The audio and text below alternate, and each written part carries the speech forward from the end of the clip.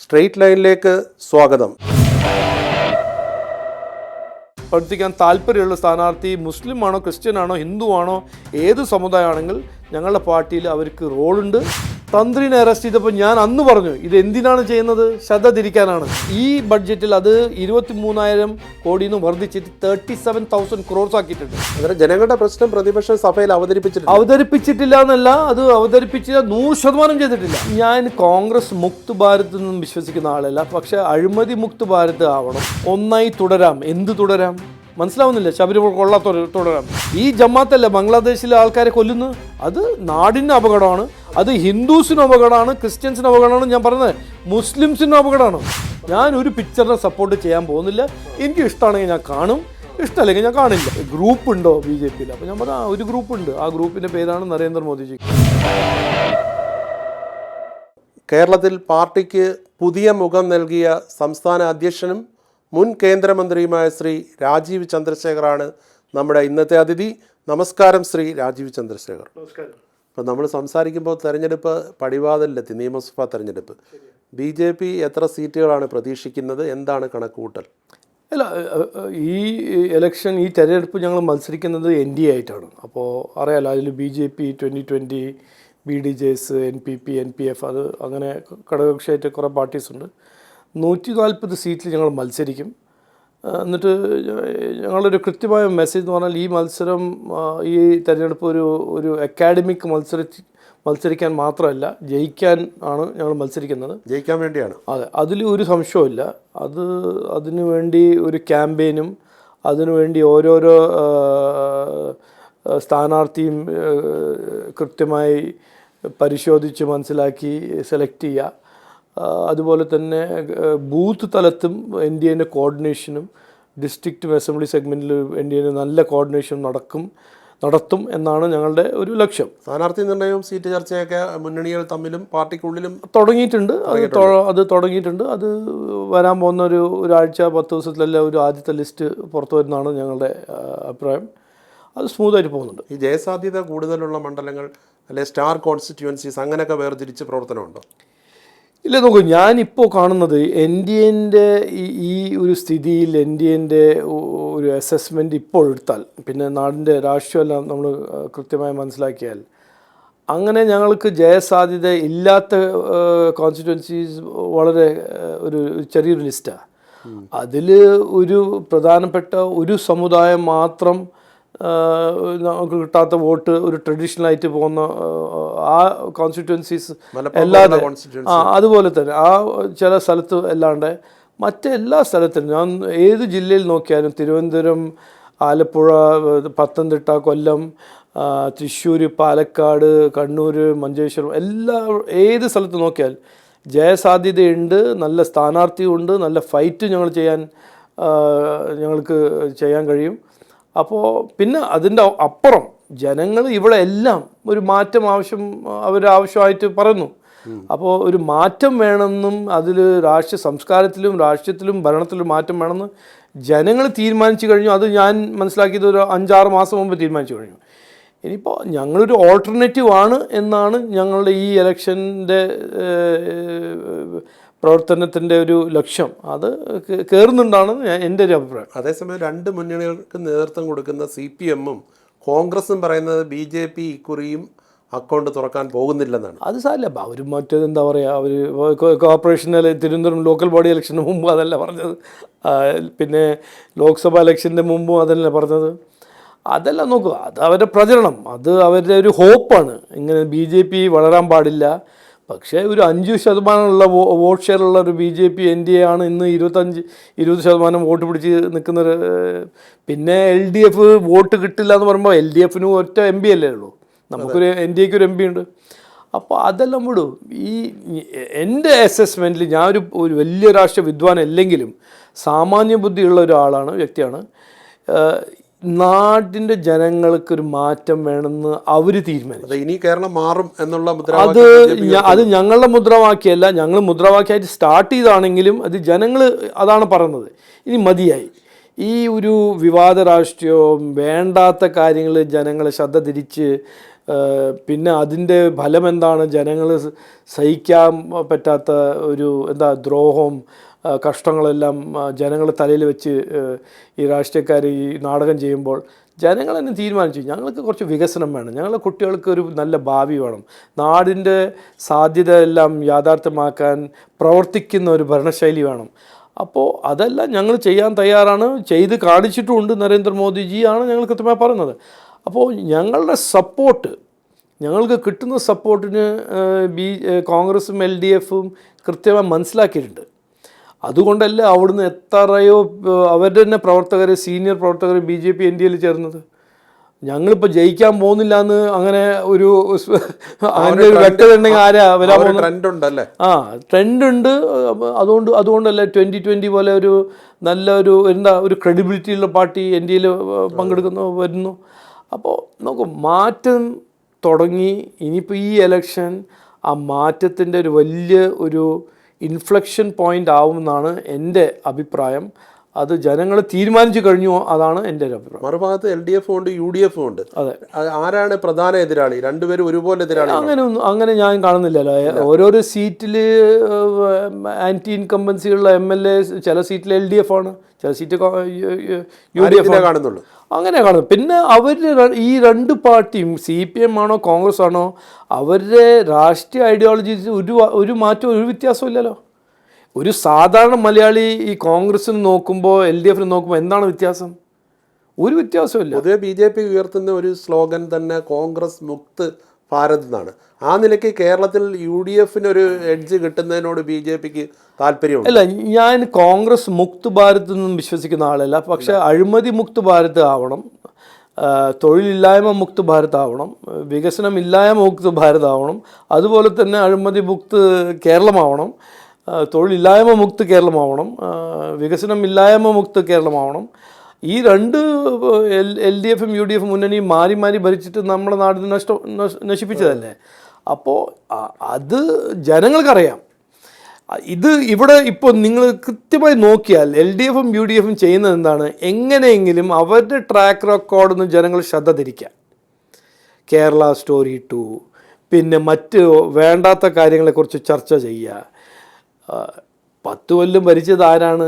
നിങ്ങൾ എന്ത് ചെയ്തു? 22 ലക്ഷം കോടി ചിലവാക്കിയ സർക്കാരാണ്. നിങ്ങൾ എന്ത് ചെയ്തു? അതുകൊണ്ട് ജനങ്ങളുടെ പ്രശ്നങ്ങൾ എന്തെങ്കിലും പരിഹരിച്ചോ? അതൊന്നും അതിനെക്കുറിച്ച് ചർച്ച ചെയ്യാൻ ധൈര്യവുമില്ല, താല്പര്യമില്ല, അവർക്ക് കഴിയുമില്ല. അല്ല, ഞാൻ ഈ ചോദ്യം ചോദിക്കാൻ കാരണം എന്ന് പറഞ്ഞാൽ ഈ കോൺഗ്രസ് അധികാരത്തിൽ വരുന്നതിനോട് BJPക്ക് വലിയ താല്പര്യമില്ലെന്നും അതുകൊണ്ട് CPMും BJPയും തമ്മിലൊരു അന്തർധാര ഉണ്ടായേക്കുമെന്നും കോൺഗ്രസ് ഭയക്കുന്നുണ്ട്. ഇതിൽ അത് ഒരു ഭയങ്കര ഫിക്ഷനാണ്. അതിൽ ഒരു തത്വമില്ല. കാരണം ഇന്ത്യ അലയൻസ് മുന്നണിയുടെ ഭാഗമായിട്ട് ഏത് രണ്ട് പാർട്ടീസും, അത് കോൺഗ്രസും ലെഫ്റ്റ് അല്ല. അതൊന്ന്. രണ്ടാമത് ഞാൻ പറയാൻ ആഗ്രഹിക്കുന്നത്, കഴിഞ്ഞ 10 കൊല്ലം പ്രതിപക്ഷ പാർട്ടി ആരായിരുന്നു? കോൺഗ്രസ്. ഈ അസംബ്ലിയിൽ CPMൻ്റെ എതിരെ എന്തെങ്കിലും പറഞ്ഞിട്ടുണ്ടോ? ഈ CPMൻ്റെ ഇക്കണോമിക് മിസ്മാനേജ്മെൻറ്റും അതിനെക്കുറിച്ച് കോൺഗ്രസ് ഒരു വാക്ക് പറഞ്ഞിട്ടില്ല. 10 കൊല്ലം പ്രതിപക്ഷ പാർട്ടിയായ കോൺഗ്രസ് പാർട്ടി എന്ത് ചെയ്തു? ആ ഉത്തരവാദിത്വം, പ്രതിപക്ഷ പാർട്ടി ആയാൽ ഒരു ഉത്തരവാദിത്വമുണ്ട്. റൂളിംഗ് പാർട്ടി ചെയ്യാത്ത കാര്യങ്ങളെക്കുറിച്ച് ജനങ്ങളെ ബോധിപ്പിക്കുക, അവരെ അറിയിപ്പിക്കുക, അസംബ്ലിയിൽ ചർച്ച ചെയ്യുക, ആ ഇഷ്യൂ റേസ് ചെയ്യുക, ഇതൊന്നും ചെയ്തിട്ടില്ല. പ്രതിപക്ഷം അവരുടെ റോള് നിർവഹിച്ചിട്ടില്ല. അത് ഞാനല്ല പറഞ്ഞത്, ഒരു അസാധാരണ മലയാളി ചോദിക്കൂ.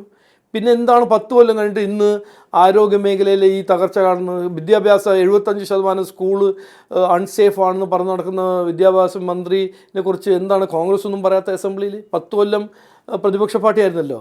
വിദ്യാഭ്യാസം ഒരു പ്രധാനപ്പെട്ട ഇഷ്യൂ അല്ലേ? കുട്ടികളെ ബാധിക്കുന്ന ഇഷ്യൂ അല്ലേ? ആരോഗ്യം കുട്ടികളെ ബാധിക്കുന്ന ഇഷ്യൂ, ആൾക്കാരെ ബാധിക്കുന്ന ഇഷ്യൂ, ജനങ്ങളെ ബാധിക്കുന്ന. പിന്നെ കർഷകരുടെ ഇഷ്യൂ എന്തെങ്കിലും പറഞ്ഞിട്ടുണ്ടോ? പിന്നെ തീരദേശത്ത് മത്സ്യത്തൊഴിലാളികളുടെ ഇഷ്യൂസ് ഒന്നും ഞാനെല്ലാം വായിച്ചു നോക്കിയില്ല. അവരുടെ പ്രൊസീഡിങ്സ് എല്ലാം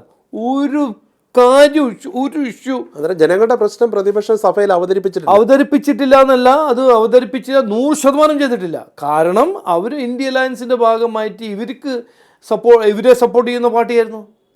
ഇലക്ഷൻ വരുമ്പോൾ മാത്രമേ ഉള്ളൂ. ഇലക്ഷൻ വരുമ്പോൾ ആണ് ഇവരെ ഈ നാടകം. പിന്നെ ഇതുവരെ ഒരു രീതിയായിരുന്നല്ലോ, ഒരു മെത്തഡായിരുന്നല്ലോ. 5 കൊല്ലം CPM ഭരിച്ച് മോശമായി ഭരിച്ചാൽ ശരി, ഒരു ഓപ്ഷൻ കോൺഗ്രസ്സിന് കിട്ടും. എന്നിട്ട് അവർ 5 കൊല്ലം ഭരിക്കും, പിന്നെ CPM. ആദ്യമായിട്ടാണല്ലോ 26 ജനങ്ങളുടെ മുമ്പിൽ ഒരു വയബിൾ ഒരു ഓൾട്ടർനേറ്റ് ആയിട്ട് വരുന്നത് NDA. അത് ക്രെഡിബിലിറ്റി ഉണ്ട്, ലീഡർഷിപ്പ് ഉണ്ട്. പിന്നെ 11 കൊല്ലം NDAൻ്റെ ഭരണശൈലിയും ഭരണത്തിൻ്റെ ഗുണങ്ങളും ജനങ്ങൾക്ക് കിട്ടിയിട്ടുണ്ട്. പക്ഷേ ഭരണ തുടർച്ചയാണ് CPM മുന്നോട്ട് വയ്ക്കുന്നത്. അതെ, അതല്ലേ ഞാൻ പറഞ്ഞത്. ഇതൊരു ഇതെന്താണ് ഞാൻ പറഞ്ഞൊരു കോമഡി അല്ലേ? ഈ ശബരിമല കൊള്ള കഴിഞ്ഞ് ആരോഗ്യ മേഖലയൊക്കെ തകർന്ന് കിടക്കുന്നു, വിദ്യാഭ്യാസ മേഖല തകർന്ന് കിടക്കുന്നു, ഏറ്റവും കൂടുതൽ വിലക്കയറ്റം, ഏറ്റവും കൂടുതൽ തൊഴിലില്ലായ്മയാണ് 10 കൊല്ലം തന്നിരിക്കുന്നത്. എന്നിട്ട് പറഞ്ഞത് ഒന്നായി തുടരാം. എന്ത് തുടരാം? മനസ്സിലാവുന്നില്ല. ശബരിമല കൊള്ള തുടരാമെന്നോ, തൊഴിലില്ലായ്മ തുടരാമെന്നോ, വിലക്കയറ്റം തുടരാമെന്നോ?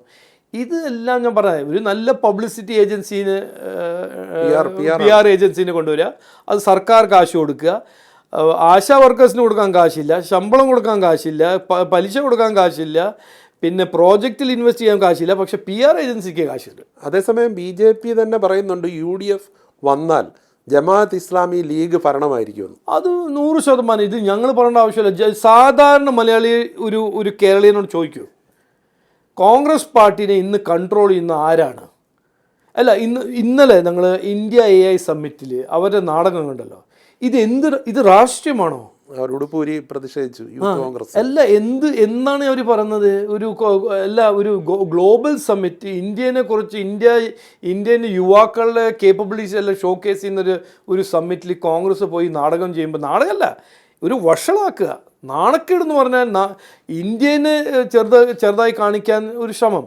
അപ്പോൾ കോൺഗ്രസ് പാർട്ടീൻ്റെ പിന്നിൽ ആരാണ്? കോൺഗ്രസ് പാർട്ടീനെ അവരുടെ ഐഡിയോളജിക്കലി കൺട്രോൾ ചെയ്യുന്നത് ആരാണെന്ന് ഇന്ന് ചോദിച്ചാൽ, ആരോട് ചോദിച്ചാൽ, അത് കോൺഗ്രസ്സുകാരോട് ചോദിച്ചാൽ മതി, കോൺഗ്രസ്സിൽ നിന്ന് വരുന്ന ആൾക്കാരോട് ചോദിച്ചാൽ മതി. അവർ പറയും അല്ല, അവരെ കൺട്രോൾ ചെയ്യുന്നത് ജമാഅത്തിൻ്റെ കാശാണ്, മുസ്ലിം ലീഗിൻ്റെ കാശാണ്. പ്രതിപക്ഷം തള്ളി പറയുന്നുമില്ല. അല്ല, അതല്ല പറഞ്ഞത്. ഇപ്പോൾ എന്താണ് അവരുടെ ജമാഅത്തിനെ കുറിച്ച് അവരുടെ ഡിഫൻസ്? ജമാഅത്ത് അങ്ങനത്തെ പഴയ ജമാഅത്തല്ല. അതെവിടെ സർട്ടിഫിക്കറ്റ് കൊടുത്തിരുന്നു? അല്ല, പണ്ട് CPM-ന്റെ നിന്നതല്ലേന്ന് ചോദിക്കുന്നു. അല്ല, അതുകൊണ്ട് ഞാൻ പറഞ്ഞത് ജമാഅത്ത് മാറി ഒരു ജമാഅത്താണെന്ന് ആര് പറഞ്ഞു? കോൺഗ്രസ് പാർട്ടി പറഞ്ഞു. അതെവിടെയാണ്? അതിന്റെ സർട്ടിഫിക്കറ്റ് ആര് കൊടുത്തു? ഈ ജമാഅത്തല്ല ബംഗ്ലാദേശിലെ ആൾക്കാരെ കൊല്ലുന്നു.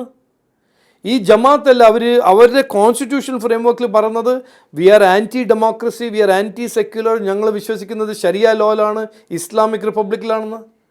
അന്നേരം UDF വന്നു കഴിഞ്ഞാൽ ജമാഅത്ത് ഭരിക്കും എന്നുള്ളതാണ് BJP. ജമാഅത്ത് ഇവിടെ ഭരണത്തിൻ്റെ ഒരു വലിയ ഭാഗമാവും, ഭരണത്തിനെ കൺട്രോൾ ചെയ്യാൻ ഒരു വലിയ ശക്തമായ ഒരു ഫോഴ്സ് ആവുമെന്ന് ആർക്കും ഒരു സംശയം ഉണ്ടാവാൻ പാടില്ല. അതാണ് ഞാൻ ആദ്യം മുതൽ BJP ആദ്യം മുതൽ പറഞ്ഞ് ഇത് അപകടമാണ്. നിലമ്പൂർ ബൈ ഇലക്ഷൻ്റെ സമയത്ത് ഇവർ ഓപ്പണായിട്ട് ജമാഅത്തിൻ്റെ സപ്പോർട്ട് പ്രഖ്യാപിച്ചു. ഞാൻ പറഞ്ഞ ഇതൊരു അപകടമാണ്. ജമാഅത്ത് നമ്മുടെ രാഷ്ട്രീയത്തിൽ മെയിൻ സ്ട്രീം ആവാൻ പാടില്ല. ജമാഅത്ത് ഒരു മെയിൻ സ്ട്രീം പൊളിറ്റിക്കൽ പാർട്ടി അല്ല.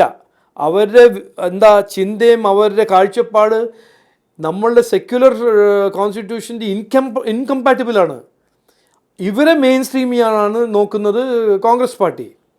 അത് നാടിന് അപകടമാണ്, അത് ഹിന്ദുസിനും അപകടമാണ്, ക്രിസ്ത്യൻസിനും അപകടമാണ്. ഞാൻ പറഞ്ഞത് മുസ്ലിംസിനും അപകടമാണ്. അവർ വരാൻ പാടില്ല, നമ്മുടെ നാട് കൺട്രോൾ ചെയ്യാൻ പാടില്ല. അവർ തീവ്രവാദം മുന്നോട്ട് വയ്ക്കുന്നു. തീവ്രവാദം മാത്രമല്ല, ഞാൻ പറഞ്ഞ പോലെ അവരുടെ ഒരു കാഴ്ചപ്പാടും നമ്മളുടെ ഒരു ജനാധിപത്യ സംവിധാനവും നമ്മുടെ ഭരണഘടനയും അവരുടെ കാഴ്ചപ്പാടും ഇൻകമ്പാറ്റബിളാണ്. മനസ്സിലായില്ലേ? അത് നടക്കില്ല. ഇത് ചോക്കും ചീസ് പോലെയാ, വെള്ളവും എണ്ണ പോലെയാണ്, ഇൻകമ്പാറ്റബിൾ ആണ്. ആ നിലയ്ക്ക് ഇപ്പം കഴിഞ്ഞ ദിവസം കാന്തപുരം അബൂബക്കർ മുസ്ലിയാർ ഡൽഹിയിലെത്തി പ്രധാനമന്ത്രി നരേന്ദ്രമോദിജിയെ കാണുകയുണ്ട്. അത് ഒരു നീക്കം എന്താണ് അതിൻ്റെ? അല്ല, അതിൽ ഒരു നീക്കമില്ലല്ലോ. ഞങ്ങൾ ആദ്യം മുതൽ പറഞ്ഞത് എന്താ, നരേന്ദ്രമോദി ആദ്യം മുതൽ പറയുന്നത് എന്താ, ഹിന്ദിയിൽ അദ്ദേഹം പറയും സബ്കാ സാത്ത് സബ്കാ വികാസ്. ഈ ഇന്ത്യ എല്ലാവരുടെ ഇന്ത്യയാണ്. ഞങ്ങൾ ഇവിടെ പറയുന്നത് വികസിത കേരളം, എല്ലാവരുടെ ഒപ്പം എല്ലാവർക്കും വേണ്ടി. ഞങ്ങൾ അങ്ങനെ ഒരു മതത്തിൻ്റെ എതിരെയോ ഒരു വിശ്വാസത്തിൻ്റെ എതിരെയല്ല, എല്ലാവരെയും ബഹുമാനിക്കും. പക്ഷേ നാടിൻ്റെ എതിരെ ആരെങ്കിലും എന്തെങ്കിലും ചെയ്താൽ അവർ പിന്നിൽ ഞങ്ങൾ ഉണ്ടാവും. BJP അല്ലെങ്കിൽ NDA മുന്നണിയിൽ മുസ്ലിം സ്ഥാനാർത്ഥികളുണ്ടാകും. ഞങ്ങൾ നാഷണൽ വൈസ് പ്രസിഡന്റ് മുസ്ലിമാണ്. ലോക്സഭയിൽ എത്ര മുസ്ലിം കാൻഡിഡേറ്റ് ഉണ്ടായിരുന്നു? നമ്മുടെ അബ്ദുൽ സലാംജി ലോക്സഭയിൽ മത്സരിച്ചല്ലേ? കേരളത്തിലുണ്ടാവും ഇത് പക്ഷേ ഞങ്ങൾ ഈ ടോക്കണിസമിൽ വിശ്വസിക്കുന്നില്ല. നല്ല സ്ഥാനാർത്ഥി, നല്ല കേപ്പബിളും കഴിവുകളും നാടിനു വേണ്ടി പ്രവർത്തിക്കാൻ താല്പര്യമുള്ള സ്ഥാനാർത്ഥി, മുസ്ലിം ആണോ ക്രിസ്ത്യൻ ആണോ ഹിന്ദു ആണോ ഏത് സമുദായമാണെങ്കിൽ ഞങ്ങളുടെ പാർട്ടിയിൽ അവർക്ക് റോളുണ്ട്, സ്പേസ് ഉണ്ട്, പ്രവർത്തിക്കാൻ ഞങ്ങൾ ഉത്തരവാദിത്വം തരാൻ തയ്യാറാണ്. പക്ഷേ ഞങ്ങൾ മതം നോക്കിയിട്ടോ സമുദായം നോക്കിയിട്ടോ അല്ല തീരുമാനിക്കുന്നത് കാൻഡിഡേറ്റ് ആരാവണം. ടോക്കണിസം ഇങ്ങനെ ഒരാളെ വെറുതെ ഒരു പേരിന് വേണ്ടി മത്സരിപ്പിക്കുക, അതെല്ലാം മുസ്ലിം ലീഗ് ചെയ്യട്ടെ, ഞങ്ങൾ ചെയ്യില്ല. ഞങ്ങൾ അങ്ങനെ ക്രൈസ്തവ സമുദായമായിട്ട് അവരെ ആകർഷിക്കാൻ വേണ്ടി BJPയുടെ നേതൃത്വത്തിൽ നേരത്തെ ഒരു ഇപ്പോൾ ക്രിസ്മസിന് അവരെ പോയി സന്ദർശിക്കാനുള്ള, പക്ഷേ മുസ്ലിം സമുദായത്തിന്റെ കാര്യത്തിൽ അത്തരം ഒരു നീക്കം ഉണ്ടായില്ല. ഞങ്ങൾ എല്ലാവരും പോയി കണ്ടിട്ടുണ്ടല്ലോ. അപ്പം പറയല്ലോ പ്രൈം മിനിസ്റ്റർ കണ്ടല്ലോ. അങ്ങനെ ഞങ്ങൾ മുസ്ലിം ഔട്ട്റീച്ച് നടത്തി. കാരണം 20-30 കൊല്ലമായിട്ട് ഞങ്ങളെക്കുറിച്ച് തെറ്റിദ്ധാരണ കയറ്റി വെച്ചിട്ടുണ്ട് ഈ CPM-ഉം കോൺഗ്രസും. ഞങ്ങൾ വർഗീയവാദി പാർട്ടിയാണ്, ഞങ്ങളൊരു മതത്തിൻ്റെ എതിരെയാണെന്നെല്ലാം കയറ്റി വെച്ചിട്ടുണ്ട്, വിഷം കയറ്റി വെച്ചിട്ടുണ്ട്. അപ്പോൾ ഞങ്ങൾ ഇതാണ് സത്യം, ഇതാണ് BJP, ഇതാണ് NDA. ഇപ്പോൾ NDAയിൽ എത്ര ക്രിസ്ത്യൻ പാർട്ടീസ് ഉണ്ട്? National people's party, national farmers party, 2020, ഇവരെല്ലാം പിന്നെ അവരെല്ലാം അവർക്കൊന്നും മനസ്സിലാക്കാൻ കഴിയില്ലേ? ഞാൻ ഇന്ന് ഒരു പരിപാടിയിൽ പറഞ്ഞതാണ്, ഈ നാടിനെ ഇതുവരെ നശിപ്പിച്ചിരിക്കുന്നത് ഈ മാർക്സിസമും ഒരു ഫേക്ക് മതേതരത്വമാണ്, ഈ ഫേക്ക് സെക്യുലറിസം. ഈ നറേറ്റീവ് കൊണ്ട് ജനങ്ങളെ വിഡ്ഢിയാക്കി വെച്ചിരിക്കുന്നത് കഴിഞ്ഞ 30 കൊല്ലം കോൺഗ്രസ് പാർട്ടിയും CPM-ആണ്. ഇതാണ് സത്യം. കൃത്യമായി വികസനത്തെക്കുറിച്ച് ചർച്ച ചെയ്യാൻ ഇന്നും ഞാൻ വെല്ലുവിളിയായിട്ട് ചാലഞ്ച് ചെയ്യുന്നത്, വെറുതെ ഈ ബൈറ്റ് കൊടുത്ത് ഓടരുത്. നിങ്ങൾക്ക് എന്താണെങ്കിലും ധൈര്യമായിട്ട് ഞങ്ങളൊപ്പം ഡിബേറ്റ് ചെയ്യുകയാണെങ്കിൽ, ധൈര്യം ഉണ്ടെങ്കിൽ ഇത് വന്ന് ഡിബേറ്റ് ചെയ്യാം. അത് വികസനത്തിനെ കുറിച്ചാണോ, സെക്യുലറിസമിനെ കുറിച്ചാണോ, പിന്നെ സമുദായത്തിൻ്റെ സമൂഹത്തിൻ്റെ നന്മയും സമാധാനവും സെക്യുലറിസത്തിനെ കുറിച്ച് ഡിബേറ്റ് ചെയ്യണമെങ്കിൽ അതും ചെയ്യാം. അല്ല, വികസനത്തെക്കുറിച്ച് BJP ഇപ്പം നിരന്തരം പറയുന്നുണ്ട്. അന്നേരം ഈ സമരമുഖത്ത് നിന്ന് BJP പൊതുവെ മാറിയോ? ഇപ്പം തന്നെ പ്രതിപക്ഷമാണ് പല സമരത്തിൻ്റെ മുന്നിൽ നിൽക്കുന്നത്. അല്ല, സമരം എന്ന് പറഞ്ഞാൽ ഈ വയലന്റ് സമരവും പോലീസിനെ പോയി അടികൊള്ളുക, പോലീസിനെ പോയി തല്ലുക, അതുകൊണ്ട് എന്ത് നടക്കും? ഇതെല്ലാം ഒരു പഴയ കാലത്തെ ഒരു പഴയ രീതിയാണ്. ഒരു എന്താ പറയുക, ഒരു ഞങ്ങളത് ചെയ്യുന്നില്ല എന്ന് പറയുന്നില്ല, അത് ചെയ്യുന്നുണ്ട്, പ്രൊട്ടസ്റ്റ് ചെയ്യുന്നുണ്ട്. പക്ഷെ ഞങ്ങൾ വയലൻസിൽ വിശ്വസിക്കുന്ന പാർട്ടിയല്ല. ഞങ്ങൾക്ക് പറയേണ്ടത് ഞങ്ങൾ പറയും, അത് കൃത്യമായി പറയും. ഞങ്ങളുടെ പൊസിഷൻ, ഞങ്ങളുടെ നിലപാട് ഒരു ഇഷ്യൂവിൽ എന്താണ്, ശബരിമലയെ കുറിച്ച് ഇന്നിപ്പോൾ നോക്കുമ്പോൾ ഞങ്ങൾ പറഞ്ഞതാണ് സത്യമായി ശരിക്കും പുറത്തു വരുന്നത്. ഞങ്ങൾ ഒക്ടോബർ 3-ാം തീയതി എന്ത് പറഞ്ഞു? ഇവരെ ഇത് ഒളിക്കാൻ ശ്രമിക്കും, ഇത് സ്ലിപ്പപ്പാണ്, വീഴ്ചയാണെന്ന് പറഞ്ഞത് മുഖ്യമന്ത്രിയാണ്. എന്തുകൊണ്ട് പറഞ്ഞു അദ്ദേഹം? ഇത് കവറപ്പ് ചെയ്യാനാണ്. SIT അദ്ദേഹത്തിൻ്റെ പോലീസ് ഡിപ്പാർട്ട്മെൻറ്റിൻ്റെ SIT ആണ്. തന്ത്രിനെ അറസ്റ്റ് ചെയ്തപ്പോൾ ഞാൻ അന്ന് പറഞ്ഞു, ഇത് എന്തിനാണ് ചെയ്യുന്നത്? ശ്രദ്ധ തിരിക്കാനാണ്. വന്നല്ലോ, പിന്നെ എങ്ങനെ അറസ്റ്റ് ചെയ്തത്? അപ്പോൾ ഈ ഒരു രാഷ്ട്രീയം ഉണ്ടല്ലോ, ജനങ്ങളെ വിഡ്ഢിയാക്കുക, ജനങ്ങളെ ശ്രദ്ധ തിരിക്കുക. ഏറ്റവും പ്രധാനപ്പെട്ട ഇഷ്യൂ എന്താണ് ജനങ്ങൾ അവസരം തരുന്നത്, എന്തിനാണ് ജനങ്ങൾ വോട്ട് കൊടുക്കുന്നത്? ഭരിക്കാനും വികസനം കൊണ്ടുപോകാനും അവരുടെ പ്രശ്നങ്ങൾ പരിഹരിക്കുക, അവരുടെ ജീവിതത്തിൽ വ്യത്യാസം കൊണ്ടുപോകാൻ. ഇതൊന്നും ചർച്ച ചെയ്യാൻ ആരും തയ്യാറല്ല. മറ്റെല്ലാം ചർച്ച ചെയ്യാൻ തയ്യാറാണ്. അപ്പോൾ താങ്കൾ പ്രധാനമന്ത്രി നരേന്ദ്രമോദിജിയുമായിട്ട് വളരെ അടുത്ത ബന്ധം പുലർത്തുന്ന ഒരു നേതാവ് കൂടിയാണ്. പക്ഷേ കഴിഞ്ഞ കേന്ദ്ര ബജറ്റിൽ കേരളത്തിന് ആമയും തേങ്ങയും മാത്രമേ കിട്ടിയുള്ളൂ എന്നുള്ള വലിയ വിമർശനം ഉണ്ടായിരുന്നു. അല്ല, അതൊരു പ്രചരണമാണ്. അതിൽ കേന്ദ്ര ബജറ്റിൽ കേരളത്തിന് വേണ്ടി എത്രയോ കിട്ടിയിട്ടുണ്ട്. ഒരു ഉദാഹരണമായിട്ട് ഞാൻ പറയാം, കിട്ടിയില്ല. അല്ല അത് അപ്പോൾ അതിൽ വന്ദേ ഭാരതും പറഞ്ഞിട്ടില്ലല്ലോ, ബഡ്ജറ്റിൽ വന്ദേ ഭാരത് പറഞ്ഞില്ലല്ലോ, പക്ഷെ വന്ദേ ഭാരത് കിട്ടിയല്ലോ. അതെല്ലാം വെറുതെ ജനങ്ങളെ വിഡ്ഢിയാക്കുന്ന ഒരു അവഗണന ഉണ്ടോ കേരളത്തോട്? കേരളത്തോട് ഒരു അവഗണന ഉണ്ടോ? അങ്ങനെയൊന്നുമില്ല. നോക്ക് ഒരു സ്റ്റേറ്റിൻ്റെ അപ്പോൾ നോക്ക്, ഞാനൊരു ഉദാഹരണമായിട്ട് പറയാം. തമിഴ്നാട്ടിൽ BJP സർക്കാരാണോ? എല്ലാവരും അവിടെ എങ്ങനെയാണ് അതിവേഗം ട്രെയിൻ പോകുന്നത്? അവിടെ എങ്ങനെയാണ് ഈ കോസ്റ്റൽ ഗ്രോയിൻസ് എല്ലാം ഉണ്ടാക്കുന്നത് കടലാക്രമണത്തിനെതിരെ? കാരണം ഡെവലപ്മെൻ്റ് എന്ന് പറഞ്ഞാൽ സ്റ്റേറ്റും സെൻറ്ററും ഒരു പാർട്ട്ണർഷിപ്പാണ്. സെൻറ്റർ ഒരു പ്രോജക്റ്റ് തന്നാൽ അതിൻ്റെ 30% കാശ് സ്റ്റേറ്റ് പിന്നെ ഇൻവെസ്റ്റ് ചെയ്തിട്ടാണ് പ്രോജക്റ്റ് നടപ്പിലാക്കേണ്ടത്. പക്ഷേ ഇവിടെ കാശില്ല. ആ കാശില്ലായ്മയെ കുറിച്ച് പറയാൻ, കാശ് ഇല്ലാന്ന് പറയുന്ന കേന്ദ്രം അർഹതപ്പെട്ട വിഹിതങ്ങൾ വെട്ടി കുറയ്ക്കുന്നു എന്നാണ് അവരാരോപിക്കുന്നത്. അല്ലല്ല, അത് ഓക്കെ, ആരോപിക്കട്ടെ. പക്ഷേ ഇന്ന് 100 രൂപ ഒരു ബഡ്ജറ്റിൽ റവന്യൂ ഈ സ്റ്റേറ്റിൽ വരുമ്പോൾ 92 രൂപ പോകുന്നത് എന്തിലേക്കാണ് പോകുന്നത്? നിങ്ങൾ അത് വായിച്ചു നോക്കൂ. അത് പലിശ, കടം റീപേയ്മെൻറ്റും ക്ഷേമ പദ്ധതിയും. അപ്പോൾ 92 രൂപയാണ് നിങ്ങൾ കമ്മിറ്റഡ് എക്സ്പെൻഡിച്ചർ, പിന്നെ 8 രൂപയാണ് ഇൻവെസ്റ്റ്മെൻറ്റ്.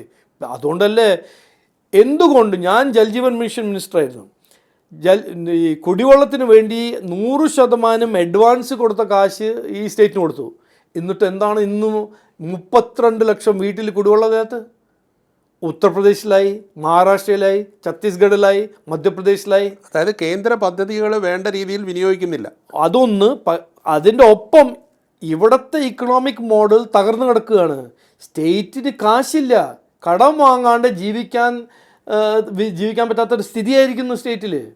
ഞാനിതിൽ ഇംഗ്ലീഷ് വാക്ക് ഉപയോഗിച്ചത് ഇതൊരു പോൺജി സ്കീമാണ്. ഇവിടെ കാശ് എന്തെങ്കിലും വേണമെങ്കിൽ ഇവിടുന്ന് എടുക്കണം, അപ്പോൾ ഇത് തകർന്നു പോകും. അവിടുന്ന് കാശ് എടുത്തിട്ട് മറ്റൊടുത്ത് കൊടുത്താൽ ഇത് തകർന്നു പോകും. അതുകൊണ്ടല്ലേ ഇന്നിപ്പോൾ ആരോഗ്യ മേഖലയിൽ മരുന്ന് വാങ്ങാൻ കാശില്ല. ആരോഗ്യ മേഖലയിൽ വലിയ വലിയ പ്രശ്നങ്ങൾ, വലിയ പ്രശ്നങ്ങൾ. അത് എന്തുകൊണ്ടാണ്? അണ്ടർ ഇൻവെസ്റ്റ്മെന്റ് ആണ്. പൊതുവേ ഉള്ള ഒരു വിമർശനം, കേരളത്തിന് അർഹതപ്പെട്ട ആനുകൂല്യങ്ങൾ മേടിച്ചെടുക്കാൻ കേരളത്തിലെ BJP ഘടകം വേണ്ട രീതിയിലുള്ള സമ്മർദ്ദം ചെലുത്തുന്നില്ലെന്നാണ്. ഇതൊരു നുണയാണെന്ന് ഞാൻ പറഞ്ഞ ഒരു പച്ചക്കള്ളമാണ്. ഇവര് സുപ്രീം കോർട്ട് പോയില്ലേ, സ്റ്റേറ്റ് ഗവൺമെന്റ് പോയില്ലേ, സംസ്ഥാന ഗവൺമെന്റ് പോയില്ലേ, ഞങ്ങൾക്ക് കാശ് വേണം, ഞാൻ കാശ് വേണം എന്നാണ് സുപ്രീം കോർട്ട് പറഞ്ഞത്. അങ്ങനെ ആരെങ്കിലും ഒരു അവകാശം തരുന്നില്ലെങ്കിൽ സുപ്രീം കോർട്ട് പോയിട്ട് എന്താണ് സുപ്രീം കോർട്ട് പറഞ്ഞത്? ശരി, നിങ്ങൾക്ക് കുറച്ച് കടം വാങ്ങാൻ കുറച്ചും കൂടി ഒരു ലെവറേജ് തരാം. അല്ല, പരിധി തന്നെ വെട്ടി കുറച്ചെന്നാലും ഇടയ്ക്ക്. ഈ ബഡ്ജറ്റിൽ 24,000 കോടിയായിരുന്നു അൺടൈഡ് ഗ്രാൻസ് പെർ ഇയർ. ഇന്ന് ഈ ബഡ്ജറ്റിൽ അത് 23,000 കോടിയിൽ നിന്ന് വർദ്ധിച്ചിട്ട് 37,000 crores ആക്കിയിട്ടുണ്ട്. അതിനെക്കുറിച്ചൊന്നും പറയുന്നില്ലല്ലോ. അന്നേരം കേരളത്തോട് യാതൊരു അവഗണനയും ഇല്ലെന്നാണ് താങ്കൾ പറയുന്നത്. അത് സാധിക്കില്ല. ഇത് നരേന്ദ്രമോദിജിൻ്റെ സർക്കാരാണ്. തമിഴ്നാട്ടിൽ നിന്നും അതേപോലെ തന്നെ കർണാടകയിൽ കോൺഗ്രസ് ആണ്, ഇവിടെ CPM ആണ്. എല്ലാവർക്കും ഒരേ സമാനമായി അവരുടെ എന്താണ് 15th ഫൈനാൻസ് കമ്മീഷൻ തീരുമാനിച്ച അവരുടെ അവകാശങ്ങൾ അവർക്ക് കിട്ടുന്നു. പക്ഷേ ഉപയോഗിക്കുന്നത് എങ്ങനെയാണ്? അതാണ് പ്രശ്നം. ഇവിടെ 1.5 ലക്ഷം കോടി കടമായിരുന്നു 2014, ഇന്നിപ്പോൾ 6 ലക്ഷം കോടിയായി. കടം ഒരു ഇഷ്യൂ അല്ല, പക്ഷെ ആ കടം ഉപയോഗിച്ചിട്ട് എന്തിനു വേണ്ടിയിട്ട് ഉപയോഗിച്ചു? അത് ഫലപ്രദമായി വിനിയോഗിച്ചില്ല. ഉപയോഗിച്ചില്ല. അവരിങ്ങനെ കടം എന്തിനു വേണ്ടിയിട്ട് ഉപയോഗിച്ചെന്ന് ഇന്നെന്ന് എനിക്കറിയില്ല. 22 ലക്ഷം കോടിയാണ് ചിലവാക്കിയത് 10 കൊല്ലത്തിൽ. ബഡ്ജറ്റ്, ഓരോരോ ബഡ്ജറ്റ് കണക്കായി. ഇത് എവിടെ പോയി? എന്താണ് ഉണ്ടാക്കിയത്? കേരളത്തിൽ വികസന പ്രവർത്തനങ്ങൾ ഒന്നും വന്നിട്ടില്ലെന്നുള്ള വാദമുണ്ടോ? 100%. ഇന്നിപ്പോൾ ഇവിടെ വികസനം നടക്കുന്നുണ്ടെങ്കിൽ അത് ഞാൻ ഏറെ റെസ്പോൺസിബിലിറ്റി പറയാണ്. അതെല്ലാം നരേന്ദ്രമോദിജി സെൻട്രൽ ഗവൺമെൻറ് കൂടുതൽ ചെയ്ത് കൊടുത്ത കാര്യങ്ങളാണ്. ഇന്ന് railway station modernisation, highway modernisation, rail modernisation, port modernisation, പിന്നെ ക്ലിനിക്സ്, ആയുഷ്മാൻ വെൽനസ് സെൻറ്റർ, ഇതെല്ലാം വരുന്നത് കുറേ കാര്യങ്ങളിലൊക്കെ സംസ്ഥാനവും കേന്ദ്രവും കൂടെ യോജിച്ചും ചെയ്യുന്നില്ലേ? അത് ചെയ്യുന്നുണ്ട് ഉൾപ്പെടെ. പക്ഷേ ഇതിൽ ഞാൻ കൃത്യമായി പറയാൻ ആഗ്രഹിക്കുന്നത് സ്റ്റേറ്റിൽ ഒരു ഇക്കണോമിക് ക്രൈസിസ് ആണ്. ഇക്കണോമിക് ക്രൈസിസ് ഏത് സ്ഥാപനത്തിൽ വന്നാൽ കാശില്ലെങ്കിൽ ഒന്നും നടക്കില്ല. അത് എന്തുകൊണ്ട് കാശില്ല? ഇവിടെ ഒരു ഇൻവെസ്റ്റ്മെൻറ്റും വരുന്നില്ല. വരില്ലെങ്കിൽ ഇക്കണോമിക് ആക്ടിവിറ്റി തുടരില്ല. പക്ഷേ കേന്ദ്ര സർക്കാരിന്റെ നീതി ആയോഗിന്റെ അടക്കമുള്ള പല കാര്യങ്ങളിലും കേരളത്തിന് 1ാം റാങ്കൊക്കെ കിട്ടുന്നുണ്ട്, വ്യവസായ രംഗങ്ങളിൽ ഉൾപ്പെടെ. അല്ല, ഞാനൊരു കോമഡി ആയിട്ട് പറയാം, ജോക്കായിട്ട് പറയാം, Kerala number 1 in is of doing business എന്ന് പറയുന്നത്. ഇതാരെങ്കിലും വിശ്വസിക്കുക? ഇന്ന് നോക്കുകൂലിയുള്ള സ്ഥലമാണ്. ഒരു ഓൺട്രപ്രണർ ഇവിടെ ആർക്കെങ്കിലും തുടങ്ങാൻ ധൈര്യമുണ്ടോ? എന്ത് ഈസ് ഓഫ് ഡൂയിങ് ബിസിനസ്? ഇവിടെ ബിസിനസ് ഇല്ല, അതുകൊണ്ട് ആരും കംപ്ലൈൻറ്റ് ചെയ്യുന്നില്ല, അതുകൊണ്ട് ഈസ് ഓഫ് ഡൂയിങ് ബിസിനസ്. ആ രീതിയിലാണ്. ആരും കംപ്ലൈൻറ്റ് ചെയ്യാൻ ആരുമില്ല, അതുകൊണ്ട് അവരുടെ ഒരു തീരുമാനം നല്ല ഈസ് ഓഫ് ഡൂയിങ് ബിസിനസ് ആണ്. പക്ഷെ ആ റാങ്ക് കൊടുത്ത കേന്ദ്ര സർക്കാരാണ്. അല്ലല്ല, കറക്റ്റാണ്. അവർ എന്താ നോക്കുന്നത്? കംപ്ലയിൻസ് എത്ര ഉണ്ട്, എത്ര ആപ്ലിക്കേഷൻ ഫയൽ ചെയ്തു, എത്ര ആൾക്കാർ കംപ്ലയിൻറ്റ് ചെയ്തു. ഇവിടെ ഒരാളെ ആപ്ലിക്കേഷൻ കൊടുക്കുന്നു, ഒരാളെ കംപ്ലയിൻറ്റ് ചെയ്യുന്നില്ല. മറ്റൊരു കാര്യം, ഇപ്പൊ കേരള സ്റ്റോറി എന്ന് പറയുന്ന ആ സിനിമ കേരളത്തെ അപകീർത്തിപ്പെടുത്തുന്നതാണെന്നൊരു പൊതു വിമർശനമുണ്ട്. എന്നിട്ടും പക്ഷെ BJP ആ സിനിമയെ സപ്പോർട്ട് ചെയ്യുന്നത് എന്താ? ഞാൻ സപ്പോർട്ട് ചെയ്യുന്നില്ല. ഞാൻ ഒരു പിക്ചറിനെ സപ്പോർട്ട് ചെയ്യാൻ പോകുന്നില്ല. എനിക്ക് ഇഷ്ടമാണെങ്കിൽ ഞാൻ കാണും, ഇഷ്ടമല്ലെങ്കിൽ ഞാൻ കാണില്ല. ഞാൻ അങ്ങനെ ഒരു പിക്ചറിനെ എൻഡോസ് ചെയ്യാനും പോകുന്നില്ല. ഞങ്ങളുടെ പാർട്ടിയുടെ അത് രീതിയല്ല. സിനിമ കാണണോ കാണണം നിങ്ങൾ തീരുമാനിച്ചോളൂ. സിനിമ ഉണ്ടാക്കേണ്ടത് എല്ലാവരും അവകാശമാണ്. ഒരു ഡയറക്ടറിന് സിനിമ ഉണ്ടാക്കാൻ അയാളുടെ അവകാശം. കാശുണ്ട്, ക്രിയേറ്റിവിറ്റി ഉണ്ട്. അത് നമ്മൾ ആർട്ടിക്കിൾ 19 പ്രകാരം ലോ ഒന്നും വയലേറ്റ് ചെയ്യുന്നെങ്കിൽ ആൾ മൂവി ഉണ്ടാക്കട്ടെ. അത് നിരോധിക്കേണ്ട കാര്യമില്ല. ഇല്ല നിങ്ങൾക്ക് കാണണ്ട. ഞാൻ എമ്പുരാൻ എന്നോട് പറഞ്ഞില്ല, എമ്പുരാൻ BJP-ന്റെ എതിരെയാണ്. ഞാൻ പറഞ്ഞു ഓക്കെ, ഞാൻ കാണുന്നില്ല, നിങ്ങൾ കാണുമെങ്കിൽ കണ്ടോളൂ. ഹാലെന്ന് പറഞ്ഞ പിക്ചർ വന്നു, ചിലർ പറഞ്ഞു അത് ആൻറ്റി ഇതാണ്, ആൻറ്റി അതാണ്. ഞാൻ പറഞ്ഞു നിങ്ങൾ കാണണമെങ്കിൽ കാണണ്ട, നിങ്ങൾക്ക് കാണണമെങ്കിൽ കണ്ടോളൂ. നോക്കണേ, ഈ ഭരണഘടനയെ ചർച്ച ചെയ്യുമ്പോൾ ഇത് സെലക്റ്റീവായിട്ട് ചെയ്യാൻ പാടില്ല. മനസ്സിലായില്ലേ? ഭരണഘടന കയ്യിലും വീശി ഓടി നടക്കുമ്പോൾ ഭരണഘടന ഒരു ലിവിങ് ബ്രീതിങ് ഡോക്യുമെന്റ് ആണ്. എല്ലാ കാര്യത്തിലും അത് ബാധകമാണ്. അതെ, അത് നിങ്ങളുടെ ഐഡിയോളജീനെ ബാധിക്കുമ്പോൾ ഭരണഘടന യൂസ് ചെയ്യുക, ഞങ്ങളുടെ ഐഡിയോളജി ബാധിക്കുമ്പോൾ ഭരണഘടന വേണ്ട, അതൊന്നും നടക്കില്ല. ഇപ്പൊ കഴിഞ്ഞ തദ്ദേശ തെരഞ്ഞെടുപ്പിൽ തിരുവനന്തപുരം കോർപ്പറേഷൻ BJP പിടിച്ചെടുത്തു CPM-ൽ നിന്ന്. അത് ദേശീയ തലത്തിൽ തന്നെ ശ്രദ്ധേയമായ ഒരു വിജയമായിരുന്നു. അതിന്റെ യഥാർത്ഥത്തിൽ അതിന്റെ ക്രെഡിറ്റ് താങ്കൾക്ക് അവകാശപ്പെട്ടാണ്. പുതിയ നേതൃത്വം വന്ന ശേഷമാണ് ഇത്രയും വലിയൊരു വിജയം ഉണ്ടായത്.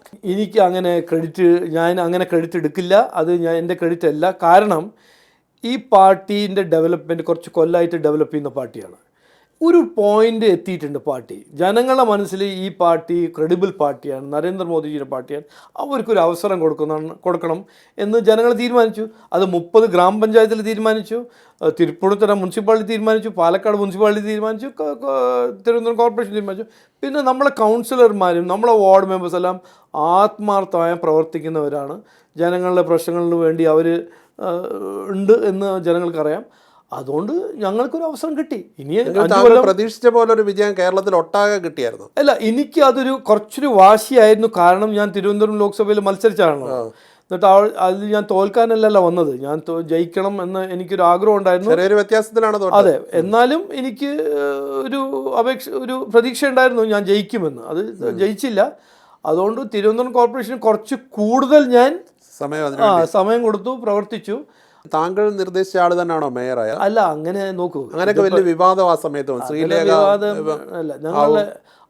ഞങ്ങളുടെ കൗൺസിൽ 50 കൗൺസിലർമാരിൽ മിനിമം ഒരു 20 കൗൺസിലർമാരുണ്ട് മേയറാവാൻ കഴിവുള്ള കൗൺസിലർമാർ. അത് ഷീലേഖുമായിരുന്നു, രാജേഷുമായിരുന്നു, അങ്ങനെ എത്രയോ കൗൺസിലർമാരുണ്ട്, വനിതകളുണ്ട്, മഹിളകളുണ്ട്.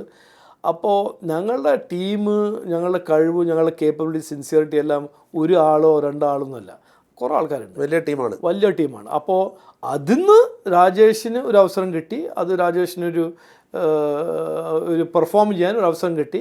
മറ്റവർക്ക് കിട്ടിയില്ല. മറ്റവർക്ക് മറ്റേ തരത്തിൽ പെർഫോം ചെയ്യാൻ അവസരം കിട്ടും. അതിനുശേഷം അവരുടേതായിട്ട് വന്ന ചില പ്രസ്താവനകളും ഒക്കെ അവരെന്തോ അവഗണിക്കപ്പെടുന്നു എന്നുള്ളൊരു തോന്നലുണ്ടായിട്ടുണ്ട്. അവരിനിയും നിയമസഭയിൽ മത്സരിക്കാൻ ഷീലേഖാജീനെ കുറിച്ചല്ല പറഞ്ഞത്. ഷീലേഖാജീൻ്റെ ഒപ്പം എനിക്ക് ആദ്യം മുതൽ നല്ല ഒരു റെസ്പെക്ട്ഫുൾ റിലേഷൻഷിപ്പാണ്. ഇതെല്ലാം ഞാൻ മാധ്യമ സുഹൃത്തുക്കളെല്ലാം പറയുമ്പോൾ ഞാൻ നല്ല കമ്മ്യൂണിക്കേഷൻ ഉണ്ടായിരുന്നു. അങ്ങനെ എനിക്കൊരു ഫീലിംഗ് ഒന്നും കിട്ടിയില്ല. ഒന്നും അങ്ങനെ അവർ നിയമസഭയിലേക്ക് മത്സരിക്കാൻ സാധ്യതയുണ്ടോ? പ്രസിഡന്റിനോട് അങ്ങ് നിയമത്ത് മത്സരിക്കാൻ തീരുമാനിക്കുന്നു എന്ന് നേരത്തെ പറഞ്ഞായിരുന്നു. കഴിഞ്ഞ പ്രസിഡന്റ് പക്ഷേ 2 മണ്ഡലത്തിൽ മത്സരിച്ചു. ഒരു മണ്ഡലത്തിലെ മത്സരിക്കത്തുള്ളൂ. അല്ല, ഞാൻ ഒരു മത്സരം എനിക്ക് അങ്ങനെയൊന്നും 2 മണ്ഡലം മത്സരിക്കാൻ താല്പര്യമൊന്നുമില്ല. അത് ചെയ്യാനും പാടില്ല. അത് എൻ്റെ KS എൻ്റെ ഫ്രണ്ടാണ്, എൻ്റെ ക്ലോസ് സുഹൃത്തുമാണ്. അത് KS തന്നെ അറിയാം. അതൊരു വലിയ മിസ്റ്റേക്കായി. കാരണം അല്ലെങ്കിൽ മഞ്ചേശ്വരം ജയിച്ചായിരുന്നു, രണ്ടിടത്തും കയറി. അല്ലെങ്കിൽ പത്തനംതിട്ട ജയിച്ചായിരുന്നു ഒരു. അപ്പോൾ ഇതൊന്നും നടക്കില്ല.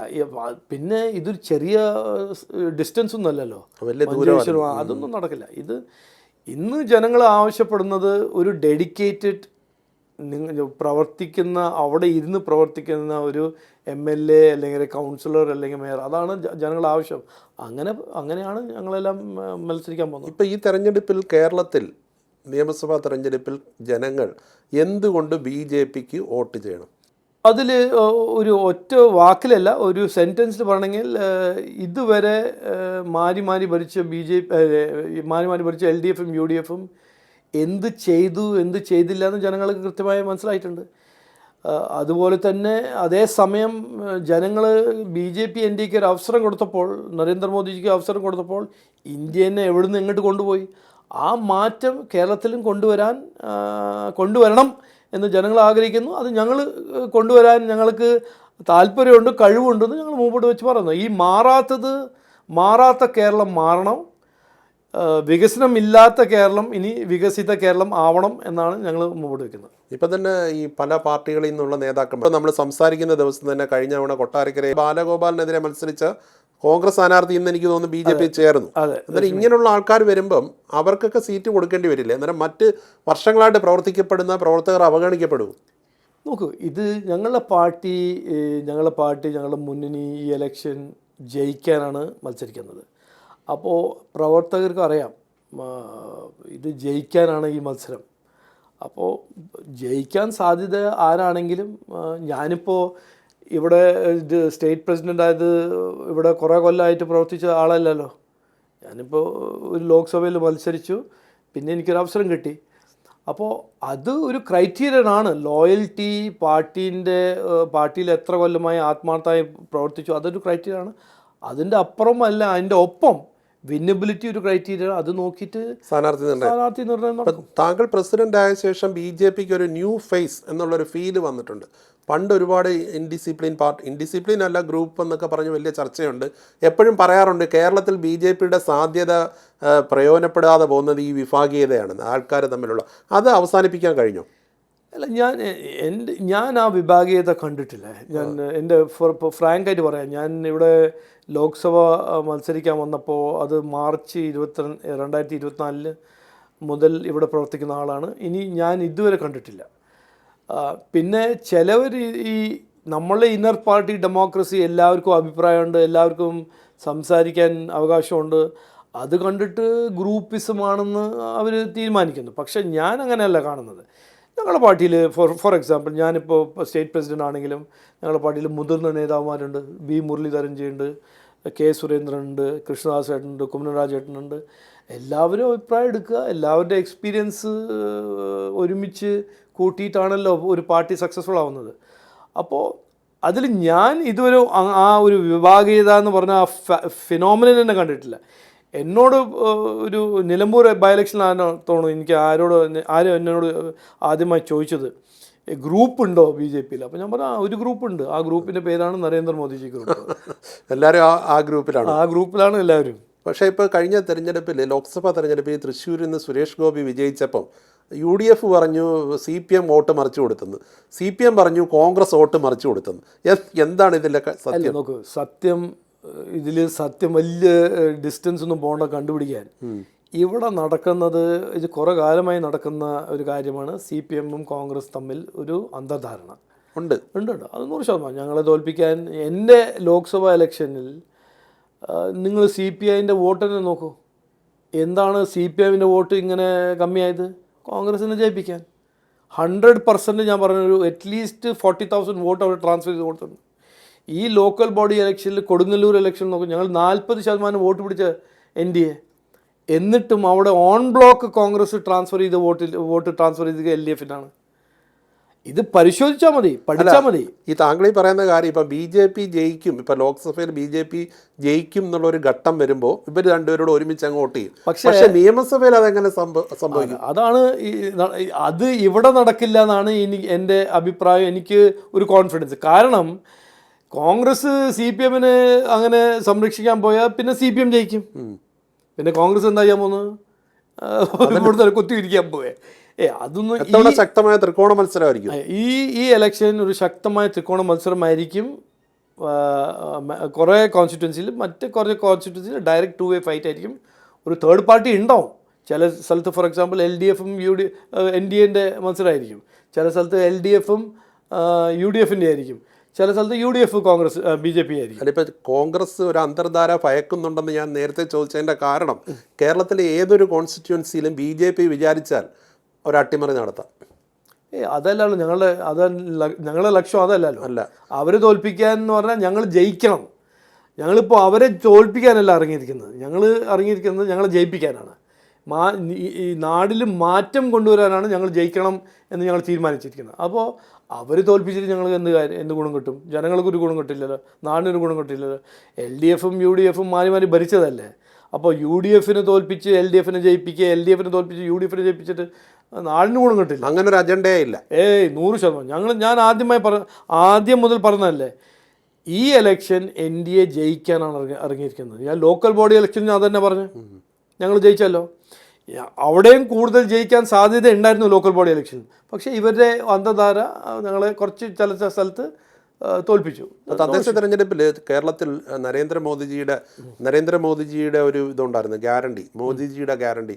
ഈ തെരഞ്ഞെടുപ്പ് ജയിച്ചു കഴിഞ്ഞാൽ എത്ര ദിവസത്തിനുള്ളിൽ മോദിജി തിരുവനന്തപുരത്ത് വരുമെന്ന് പറഞ്ഞു, വന്നു. അതൊക്കെ വിജയത്തിന് വലിയ രീതിയിൽ സഹായിച്ചിട്ടില്ലേ?